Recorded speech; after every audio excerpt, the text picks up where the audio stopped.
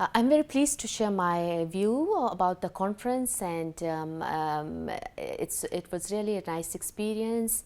Came all the way from Norway here, and great to meet the many colleagues.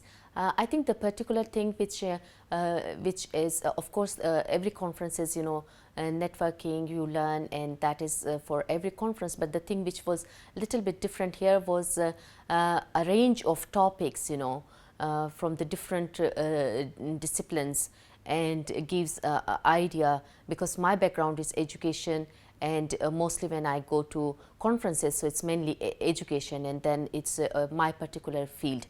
But here I got to listen to many other topics, and then it gives you a sort of idea that how can we work as scholars or researchers, interdisciplinary or multidisciplinary maybe. So that is actually a very different, and it was